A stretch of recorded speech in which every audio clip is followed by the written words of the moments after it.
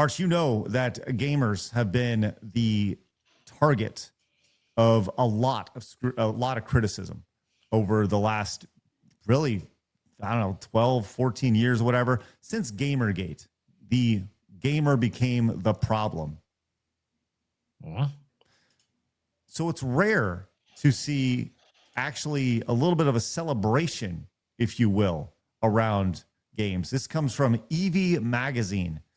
Video games are one of the most accessible ways men have to stay connected with each other. Every game offers some version of a quest, an adventure you can go on without a plane ticket. Most games feature multiplayer functions, so you can meet up with a person or sync up online, playing a few rounds in the living room or logging on at the same time from different cities. Either way, they're going on a mission together, and that matters. It's not that different from us getting together for a movie night or a group chat that runs all evening. The medium is different, but the need is the same. Men deserve a space of their own, and video games are one of the best ones they found. They wrote a full article about this from this girl, Brooke Brandgen over here, actually talking about the positives of video games for men in particular. The article from Evie Magazine says... Yeah, Evie Magazine's great, by the way. It's a great women's magazine that actually is a kind of based, usually. Okay. By the way, yeah. In defense of my gamer boyfriend, I was the girl who thought video games were a waste of time until I realized what they were actually doing for the men in my life over here. And we kind of saw the premise of this. It's a very short read, about 3 minutes long.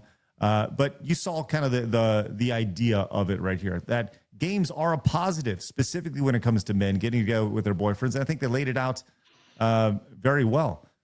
It's honestly surprising to see this come out, especially with the amount of hate. Arch, your thoughts?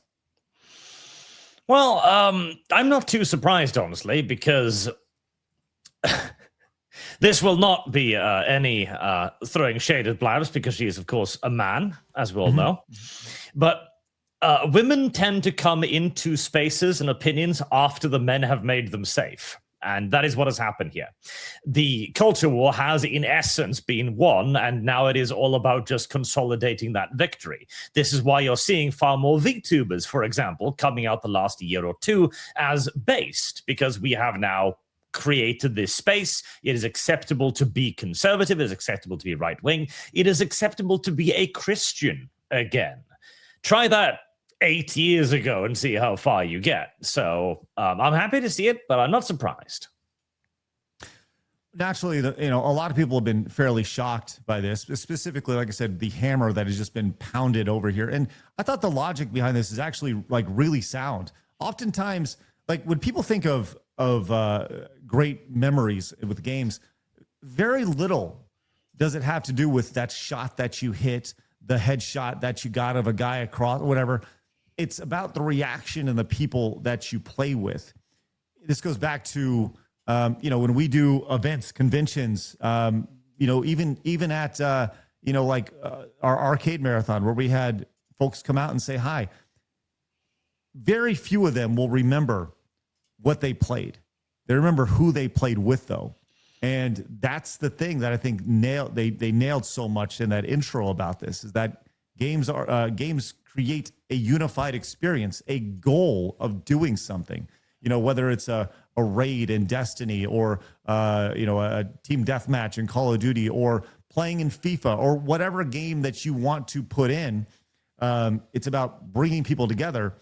And we've seen so much over the past decade or so of it trying to tear people apart. And that's the thing that I think that specifically people coming into the industry trying to rift this apart, which I think is one of the things that we realize here and why Side Scrollers is what it is. But if naturally you're going to see people who are going to come in and want to stick their nose in this. And anytime there's any sort of praise for men or the hobby in general, you haven't realized that women play video games yet over here. It's like, oh, don't girl power over here. And they actually respond and says, the article says women. Do you read it? Then why do you say video games is a male space? Sorry, Ray, because it is. It is a male-dominated space. I think everybody understands that. The demographics say so. not the ESA propaganda that you have been force fed your entire life. Once again, just because I bake cookies doesn't mean that it's a male dominated space. Just because I crochet doesn't mean that that's a thing that a lot of men like to do. I don't crochet, by the way, although I should probably look into it. It's the exception, not the rule. And that's what we've seen in society, where specifically in gaming, people stick their head and they go, look, I'm here, bow to me, I'm right here. Look at me and make everything about me. I'm here now. Look at how brave I am. Phoenix, would love to hear your thoughts on this. Yeah, I mean, I don't know. I've always, this was always an issue I never really understood. I mean, I understand the female perspective across the years as to why they didn't like their men playing video games. That doesn't mean I'm agreeing with it. I've heard them. I understood their point. Their big point, by the way, being, at least the one I would hear all the time, is that the problem with video games is that it gives men a false sense of accomplishment, right? So typically in people that don't have their life in order, I think that's really primarily who they're, I think if their husband was a CEO, they probably wouldn't give a shit. But when their husband is kind of in a rut, the video game, you can kind of fall into video games and find accomplishment in a digital form while your outside life is still not progressing anywhere, right? So that was kind of the thing where they saw as outside sports, at least you're gathering with other guys, you're getting stronger, et cetera, yada, yada, yada, yada. I've always come from the space of, I don't give a shit what anyone does so long as it doesn't completely take over your life. This is men or women. Godspeed. You should do whatever you want, and you should never want your partner to no longer enjoy the hobby that they enjoy, whatever that hobby is. So I think articles like this are actually really helpful for those women who maybe have no idea what gaming is. This is a nice little branch into seeing what that whole space is about, and maybe they can, let their guy just play the game or two in peace. Would be hopefully. With the outcome. Lee Punzel over on X says, and what about us women who play video games? This seems sexist. There it is. There's the ist right there. Naturally. Wanted to chime in. And this person over here says, you're gonna go in there and make it all about you, right? It's sexist because you perceive it that way. It's about men's spaces, not you. That's the point. Nobody cares if you enjoy games. You can play Animal Crossing with your friends and make your own private server for women like you. You lose nothing.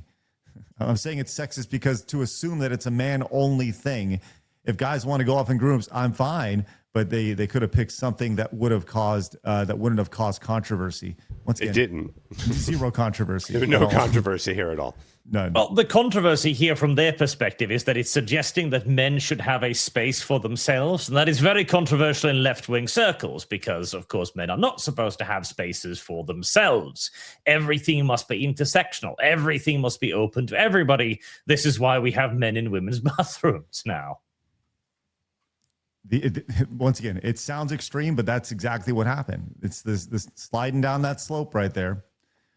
This guy, Justin, came in with a response to the article. It says, this is a very healthy perspective on men in video games. My brother lives 1,000 miles away, but many nights we play Call of Duty for an hour. It's like having an hour-long phone call while you're doing something fun and mission-oriented. I wouldn't trade it for anything. Right? I love that.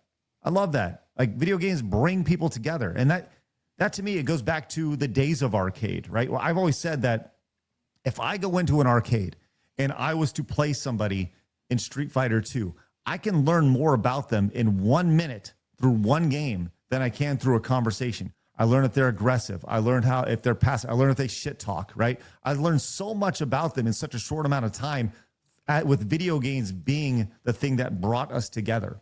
I can literally find out if I like somebody or not by playing a game of Street Fighter or Blitz or any game that I want to play. Have you guys found that as well when it comes to not just video games, but the arcade? Yeah, I can see it. That's not my experience, but totally, that makes all the sense in the universe. 100%. I think that goes for everything, even like sports and stuff like that too.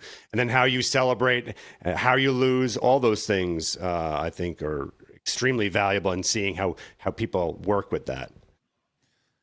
Brittany Hugaboom who is the founder of the magazine over here, the founder of Evie Magazine, came in with the quote tweet of this, says, video games get unnecessary hate. I realize I'm a small minority on the RW adjacent side because I guess RW, what is that? But I've always been right wing. Maybe, yeah, right wing. Yeah, that makes sense. Yeah. All right, because I've always been pro video games, but for good reason. Gamers have immaculate taste in the arts. Scrolling your phone is infinitely worse than playing a video game. That is correct. Yes. I'll never forget the time I played Pokemon Red version with my dad. It was a great bonding activity as a kid, and I instilled a competitive nature that helped me in all aspects of life. Or playing The Last of Us with my husband, watching him discover video games for the first time through Skyrim. Working with Nintendo at E3 each year to battle people from all over the world in the new Smash Brothers game. The hatred of video games is a hatred of the best art of our generation. The most talented composers have gone to video games. The best storylines come from video games. All the top creatives have gone to video games, and they do infinitely more in revenue than most successful films. Playing video games for the age of 7 to 10 helped me in school. It made testing and memorization effortless. What does DNA stand for? Right there, I can't even read that. Whatever. Obviously, because Diox is the DNA Pokemon. That's interesting. What is a coin used in ancient Greece? The drachma. I played Assassin's Creed Odyssey. Scrolling on social media can destroy your creativity. It turns you into a consumer instead of a creator, whereas video games require decision-making and you to use your reflexes. Also, Tifa Lockhart from Final Fantasy is one of the most likable female characters ever. I wish Hollywood would take note. That's awesome. I think if you ever have a significant other that tells you have to limit your gameplay to X hours, you say, great deal. That's the same amount of hours you get to watch TV. Done.